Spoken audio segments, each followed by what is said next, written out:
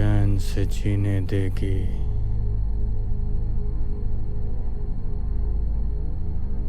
ना चैन से मरने देगी।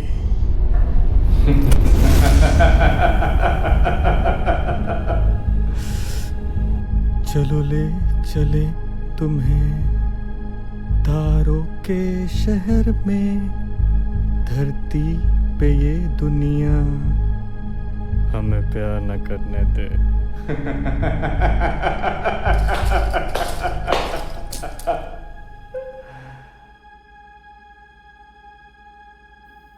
सपना को जानते हो?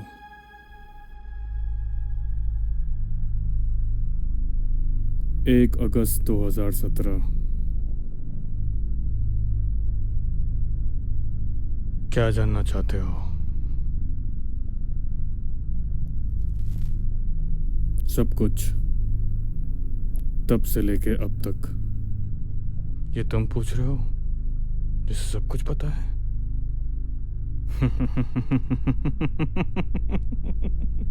लेकिन मारा क्यों? बोल ना। अरे 6 साल पुरानी बात है, पहुंचने तो दे। –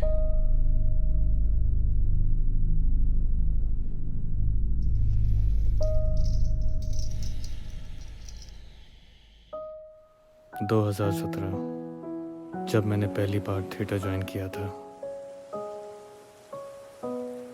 और जब मैंने पहली दफा सपना को देखा तो मुझे ऐसा लगा जैसे मैंने पहली बार सांस ली हो, और सांसें इंद्रधनुष बनकर मेरे दिल में समा गई हूँ। उसके चेहरे का नूर,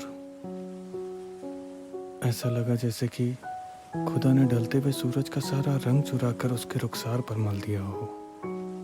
वो जब चलती तो ऐसा लगता जैसे कोई सर्दियों के धूप में घास पर चलकर ओस की बूंद का आनंद ले रहा हो। उसकी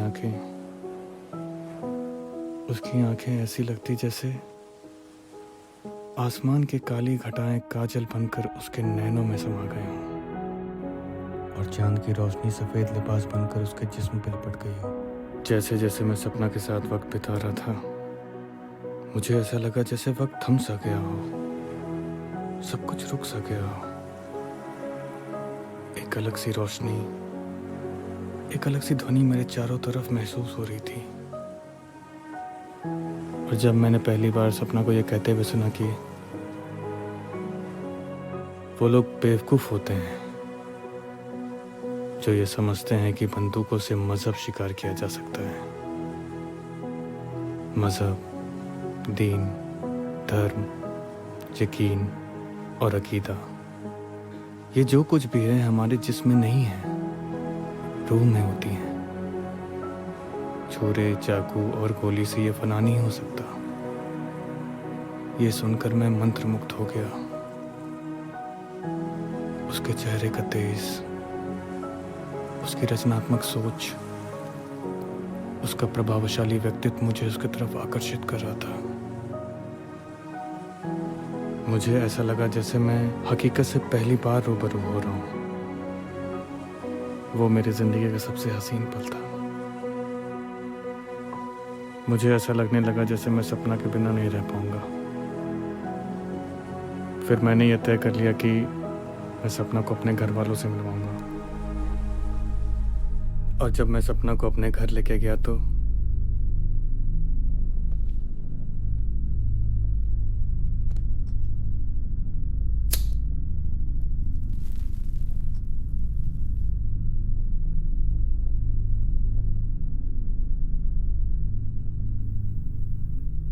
फिर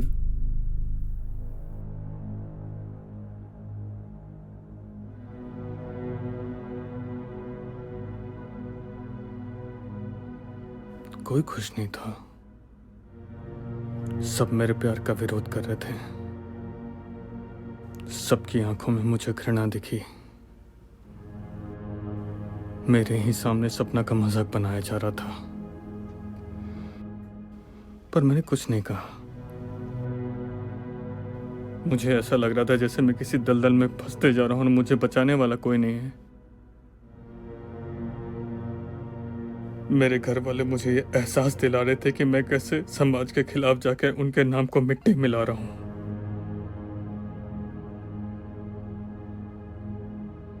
उन्होंने मेरा रिश्ता पहले से तय कर रखा था।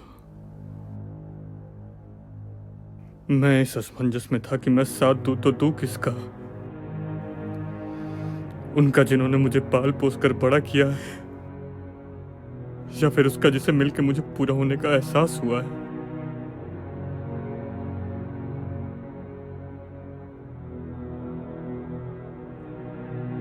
आखिरकार मैंने सपना को छोड़ने का फैसला कर लिया। छोड़ने का या मारने का? सपना के जाते ही मैं बिखर गया। बताओ कैसे मारा सपना को? मेरी जिंदगी में ना कोई उम्मीद रही, ना कोई उमंग। हाथों से मारा या औजार से? मैं एक जिंदा लाश बन गया। अकेले मारा या किसी के साथ? मुझे खुद से नफरत होने लग गई। दिन में मारा या रात में? या मार के समुंदर में फेंक दिया? मैंने सपना को नहीं, मैंने खुशी को मारा है।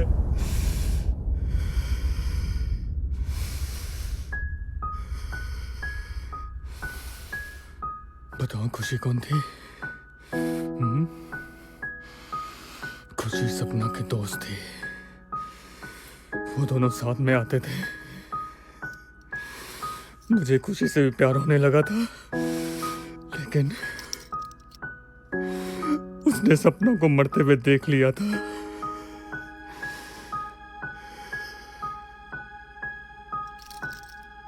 मैंने उसे बहुत समझाया, पर वो नहीं मानी। इसलिए मैंने उसे मार दिया। जिस छाती पे सोता था, उसी छाती को फाड़ दिया मैंने। और बताऊं कैसे मारा? ऐसे मारा मैंने, ऐसे मारा।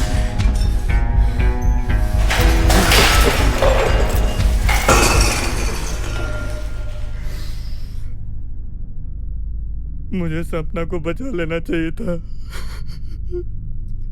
मेरी आज जो हालत है, उसी के चलते हो रखी है।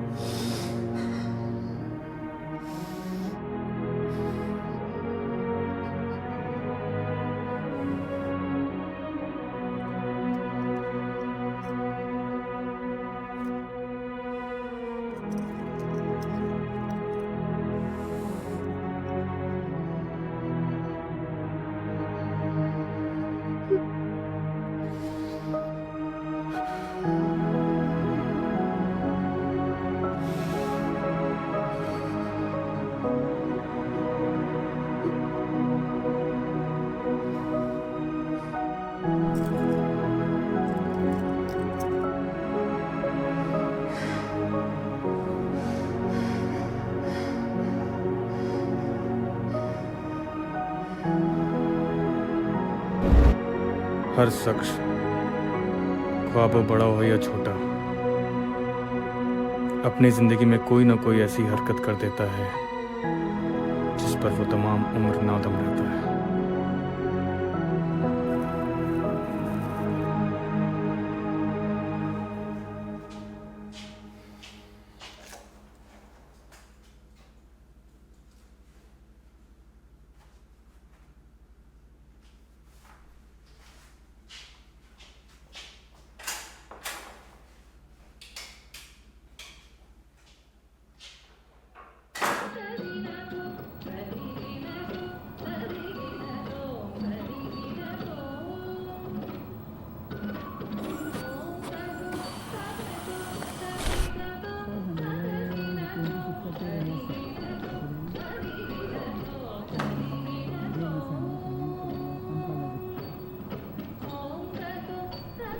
सुनील भाई,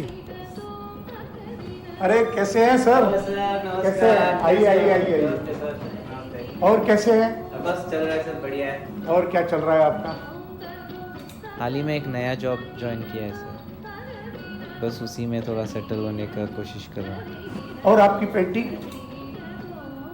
पेंटिंग तो मैंने छोड़ दिया। आपने भाई पेंटिंग क्यों छोड़ी? कुछ नहीं सर, बस फैमिली प्रेशर और रिस्पॉन्सिबिलिटी, शादी का भी दबाव, और उनको लगता है कि मैं पेंटिंग के पीछे अपना क्रूशियल टाइम वेस्ट कर रहा हूँ। इसी कारण एक नया जॉब ढूंढ लिया सर मैंने।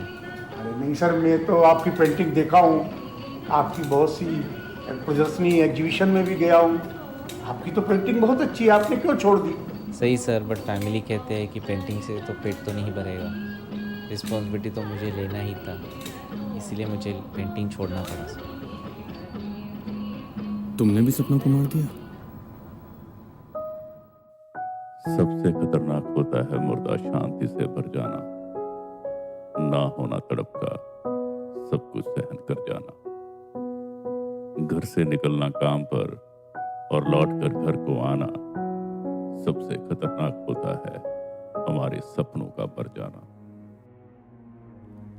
खुशी को जानते हो?